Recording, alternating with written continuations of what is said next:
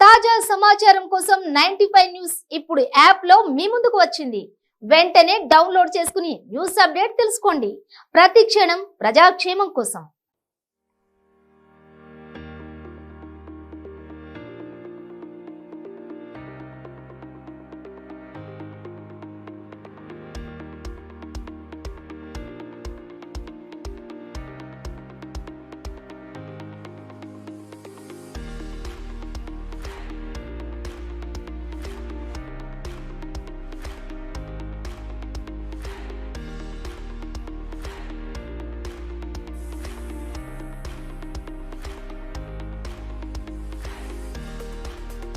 Saya tulisnya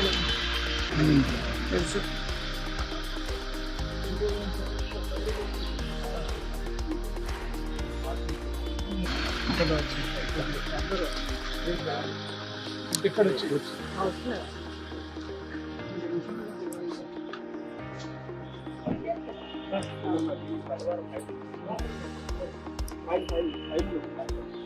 madam एक minute నాయకత్వం వద్దలాలి వైరశేఖర్ నాయకత్వం వద్దలాలి వైరశేఖర్ నాయకత్వం వద్దలాలి వైరశేఖర్ నాయకత్వం వద్దలాలి ఎంఈపీ పార్టీ జిందాబాద్ ఎంఈపీ పార్టీ జిందాబాద్ వైరశేఖర్ నాయకత్వం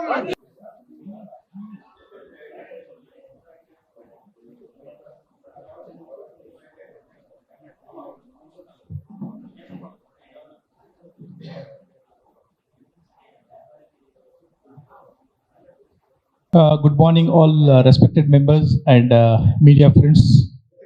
First of all, thank you so much for coming and taking your valuable time to be here. Today, we have press meet address by our Honorable Chairperson of All India Mahila Empowerment Party, and she will be discussing about the upcoming election programs, plans, and roadmap. So thank you so much. Please hope you all are ready, and if we can start, so we'll start the program. Madam will address the media, and whatever things are there, first she will address. Later on, whatever questions you have, you can talk. So thank you so much. So let us start without any delay. ఇక్కడ కూడి వచ్చిన మా సహోదరులు, party కార్యకర్తలు మరియు media సోదరులందరికీ మా శుభాభివందనాలు. ఈరోజు ఎంఈపీ పార్టీ భారతదేశ వ్యాప్తంగా 400 మంది ఎంపీలను నిలబెడుతూ అన్ని పార్టీల కన్నా ముందుగా మేనిఫెస్టో తయారు చేసి ఈరోజు తెలంగాణ రాష్ట్రంలో నిలబెట్టబోయే 17 మంది ఎంపీ అభ్యర్థుల కోసం ఇక్కడ మీడియా సమావేశం ఏర్పాటు చేయడం జరిగింది. ఈ సమావేశంలో మా ముఖ్య అతిథి, మా జాతీయ అధ్యక్షురాలు డాక్టర్ నోహిరా షేక్ గారిని తెలంగాణ రాష్ట్రం కోసం, తెలంగాణలో మేము పెట్టబోయే మేనిఫెస్టో కోసం పూర్తి వివరాలు మీకు తెలియజేస్తుంది. దాంతోపాటు తెలంగాణ రాష్ట్రంలో అన్ని పార్టీల కన్నా ముందు 17 పార్లమెంట్ సెగ్మెంట్లలో బూత్ కమిటీలు నిర్మించి మేము 100% ముందంజలో ఉన్నాము. ఈ రాబోయే ఎలక్షన్లో చాప కింద నీరులాగా ఎంఈపీ పార్టీ తన పూర్తి అవగాహనతో పనిచేసుకుంటూ వచ్చింది. ఇప్పుడు పెట్టబోయే అభ్యర్థులు కూడా ఎంఈపీ పార్టీ తరఫున ఖచ్చితంగా తెలంగాణలో ఎంఈపీ పార్టీ బాగా వేయబోతుందని మేము ఈ సభాముఖంగా తెలియజేస్తున్నాం. ఈ విషయమై మా జాతీయ అధ్యక్షురాలు డాక్టర్ నోహిరా షేక్ గారు మీడియా ముందు మాట్లాడుతూ ఉంటారు. Thank you. सबको नमस्कार। आज जो प्रेस कॉन्फ्रेंस प्रेस क्लब में रखने का ख़ास मकसद ये है कि ऑल इंडिया महिला empowerment party MEP justice for humanity Lok Sabha election बहुत सारे इंडिया के मुकामात पे कंटेस्ट करने को जा रही है और इस पार्टी में कई एस्पिरेंट आए हुए हैं और बहुत सारे लोग कदम आगे बढ़ाने के लिए जा रहे हैं। वो लोग जिनको आज तक कभी एमपी का इलेक्शन कंटेस्ट करने का मौका नहीं मिला, मगर वो देश की सेवा करना चाहते थे और देश में काम करना चाहते थे और लोगों की खिदमत करना चाहते थे। ऐसे लोगों के लिए एमईपी महिला एम्पावरमेंट पार्टी महिलाओं की भलाई के लिए, महिलाओं के फ्यूचर के लिए, बच्चों के फ्यूचर के लिए एमईपी जो है इलेक्शन कंटेस्ट करेगी। जस्टिस फॉर ह्यूमैनिटी के लिए इलेक्शन कंटेस्ट करेगी। और ये पार्टी सेकुलर को आगे बढ़ाने के लिए, हमारे देश के जो कॉन्स्टिट्यूशन है उस कॉन्स्टिट्यूशन को आगे बढ़ाने के लिए और देश में पीस लाने के लिए ये पार्टी इलेक्शन कंटेस्ट करेगी। और हैदराबाद के लोकसभा इलेक्शन में ये पार्टी एमईपी कंटेस्ट करेगी और स्ट्रांग फाइट करेगी। और बहुत सारे सीटों पर हमारे जो कैंडिडेट हैं वो इलेक्शन कंटेस्ट करेंगे। और आंध्र प्रदेश में भी इलेक्शन कंटेस्ट कर रहे हैं। और बहुत सारे जगह पर जो लोग देश की सेवा के लिए, देश की खिदमत के लिए, लोगों की सेवा के लिए हमारे पास आते हैं और कहते हैं कि कंटेस्ट करके लोगों को इंसाफ दिलाएंगे, तो ये पार्टी ज़रूर से कंटेस्ट करेगी। इस पार्टी का मकसद ये है कि बच्चों के स्कूल्स को यूनिफॉर्मिटी में लाना। और ये जो खास कर से हैदराबाद में जो लैंड ग्रैबिंग चलती है और हैदराबाद में खास कर से जो जुल्म होता है उस जुल्म को हटाना। और ख़ास कर से 40 साल से लोगों के वोट लेते हुए लोगों को आज तक उनको ना कोई सहूलत किया गया, ना उनके लिए जो है कुछ अच्छाई हुई, तो उस पर फाइट करके उन लोगों को जो है जस्टिस के लिए फाइट करने के लिए एमईपी जो है इलेक्शन कंटेस्ट करेगी। अगर लोगों का साथ रहेगा, लोग साथ देंगे, तो ज़रूर से ज़रूर ये पार्टी पूरे देश में इंसाफ को लाने के लिए कोशिश करेगी। और महिला एम्पावरमेंट पार्टी इसकी शुरुआत जो application election commission of India 2013-12 में इसकी सबमिशन हुई और इसका टोटल प्रोसीजर, और 2017 में इसको सिंबल डायमंड अलॉट हुआ। और ये party 2018 Karnataka assembly election 224 seats पर कंटेस्ट की और असेंबली इलेक्शन 2023 तेलंगाना में 49 सीट्स पर कंटेस्ट की। हो सकता है हार और जीत पार्टी में होती है, मगर हमारी फाइट जारी रहेगी, हमारा कंटेस्ट करना जारी रहेगा। एक दिन ज़रूर आप सबका मीडिया का सपोर्ट रहेगा, आप सब सपोर्ट करेंगे तो ज़रूर ये पार्टी कंटेस्ट करके इस देश में जो होने वाले जो कम्युनल वायलेंस है उसको हटाकर एक सेकुलर पार्टी को लाना चाहती है। जो रेवड़ीइज्म करने वाले, गुंडागिरी करने वाले जो पार्टियों के ऊपर काम करते हैं, उस तरह से छोड़कर एक पीस वाली पार्टी को कंटेस्ट करते हुए और लोगों को सुकून और पीस देना चाहती है। और बच्चों के एजुकेशन पर, हॉस्पिटल्स पर और औरतों के खास कर से जो मुद्दे हैं वो मुद्दों पर जो है काम करना चाहती हैं। एक मैनिफेस्टो भी हैदराबाद इलेक्शन कंटेस्ट करने के लिए लॉन्च किया जा रहा है। उन पॉइंट को आप नोट करते हुए जो हमारी महिलाएं हैं उनको खास कर से मैं आवाज दे रही हूं कि हैदराबाद के इलेक्शन में आप एमईपी को जिताएंगे तो आपके बच्चों के स्कूल की फीस जो है फ्री की जाएगी और आपके गैस सिलेंडर के लिए, आपके घर के अखराजात के लिए एमईपी की तरफ से हर औरत को 2000 घर में जो है पेमेंट गूगल पे से या फोन पे से दिया जाएगा। और खास कर से गरीबों के लिए खास कर से ख्याल रखा जाएगा और आपके रास्तों को, आपके घरों को, आपके जो भी तकालीफ हैं उसको पूरा सही करने के लिए एमईपी काम करेगी। और एमईपी जरूर से जरूर कंटेस्ट करके आपके इंसाफ के लिए एमईपी कंटेस्ट करने के लिए रेडी है और रहेगी। और जस्टिस फॉर ह्यूमैनिटी के लिए कभी पीछे नहीं रहेंगे और आगे बढ़ेंगे।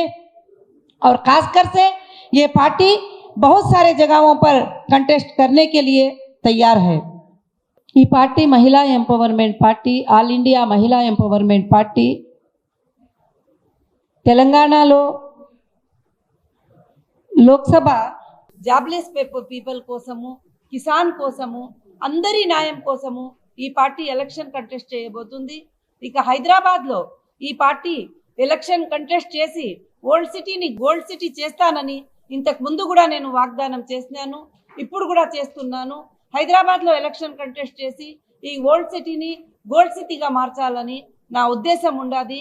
ఒకసారి ఈ మధ్యలో ఆ ఓల్డ్ సిటీలో వెళ్ళి నేను తిరిగి నేను స్వయంగా ఇంటర్నల్గా ఎంతో మంది యూత్లతో ఇంటర్వ్యూ తీసుకున్నాను. నాకు చాలా కళ్ళల్లో నీళ్ళు వచ్చింది. ఆ పిల్లోళ్ళకి చదువు లేకుండా ఇంతవరకు వాళ్ళకి ఏమీ భవిష్యత్తు లేకుండా వాళ్ళు బతుకుతున్నారు.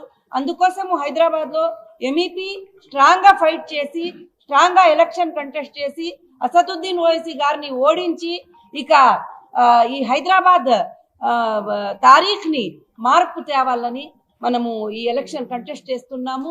తప్పకుండా మీ అందరు తోడు, ఇక్కడ హైదరాబాద్ మహిళల తోడు, వాళ్ళు ఇక ఉండే కిసాన్ల తోడు, అందరూ క్రిస్టియను ముస్లిమ్సు మన అందరూ హిందువులు అందరూ కలిసి నాకు తోడిస్తే నేను కంటెస్ట్ చేసి హైదరాబాద్ని నేను మార్చి ఓల్డ్ సిటీని గోల్డ్ సిటీగా మారుస్తానని నేను వాగ్దానం చేస్తున్నాను ఈరోజు. అవునండి, లేదు మన క్యాండిడేట్ మన మహిళా ఎంపవర్మెంట్ పార్టీలో తెలంగాణలో 7 to 8 క్యాండిడేట్ కంటెస్ట్ చేస్తున్నారు. నేను హైదరాబాద్లో కంటెస్ట్ చేస్తున్నాను.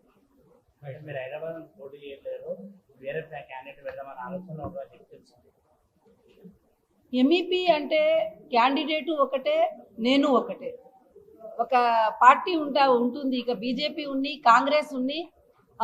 అన్ని జాగాల్లో ఎవరు నిలబడాలా ఏమి అనేది ఉండదు. వాళ్ళ క్యాండిడేట్ గెలిస్తే వాళ్ళ పార్టీ ఉద్దేశాలని వాళ్ళు బయటకు తెస్తారు.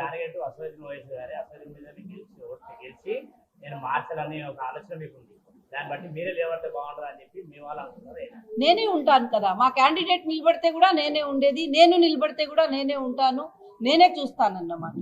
అసదుద్దీన్ ఓవైసీ పైన ఎందుకు అంటే అసదుద్దీన్ ఓవైసీ ఓన్లీ మాటలు చెప్పడము స్పీచ్లు ఇవ్వడమే కానీ డెవలప్మెంట్ కానీ మన మహిళల డెవలప్మెంట్ కానీ ఆ ఓల్డ్ సిటీ డెవలప్మెంట్ కానీ ఎక్కడ డెవలప్మెంట్లో ఎక్కడ ముందు లేదన్నమాట.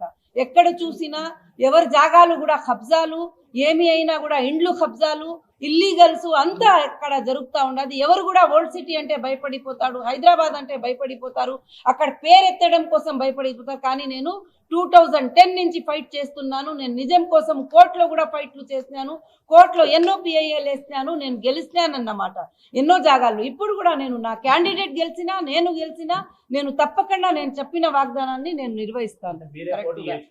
అవును, నేను కూడా చేస్తాను. నేను కూడా ఇది ఎట్లా ఉంటే అవును నేను కంటెస్ట్ చేస్తున్నాను హైదరాబాద్. అవునండి.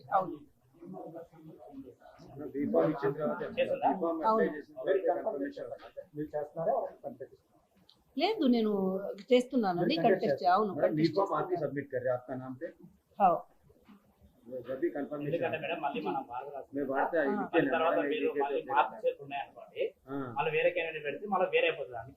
చూడండి, ఇది ఒక పార్టీ అన్నమాట. పార్టీలో ఎన్నో మీటింగ్స్ అవుతాయి. ఏది పార్టీకి మంచిది ఉంటే అది ఉద్దేశంలో అది తీసుకుంటామన్నమాట. నేను ప్రెసిడెంట్, పార్టీకి ప్రెసిడెంట్ ఉన్నప్పుడు నేను గెలిచినా నా క్యాండిడేట్ గెలిచినా ఎవరు గెలిచినా కూడా పార్టీకి ఇదే. కానీ నేను కంటెస్ట్ చేయాలని నేను ఖాయంగా ఉండాలి.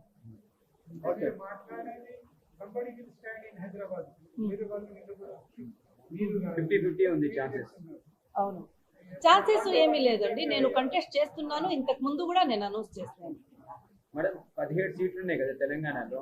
You are not contesting all the 17 in Telangana? 17 లేదు. ఎక్కడ మనకి మా క్యాండిడేట్ ఇంట్రెస్ట్ ఉండాడో, క్యాండిడేట్ అప్లికేబుల్ ఉండారో వాళ్ళు వర్త్ ని చూసి అక్కడ సీటు డిక్లేర్ చేస్తారు. Telugu speaking neighbouring state Andhra Pradesh, how many seats you are contesting for MP seats? 7 to 8 seats in Andhra Pradesh. మొత్తం ఈ రోజు ఎన్ని సీట్లు అనౌన్స్ చేస్తారు మేడం? అసలు ఎవరికి 8 సీట్స్ అండి ఈ రోజు అనౌన్స్ చేస్తాం. 8 సీట్స్ కన్ఫర్మ్ ఓకే, లిస్ట్ కూడా ఇస్తాం. సోషల్ రిలీజ్ చేద్దాం.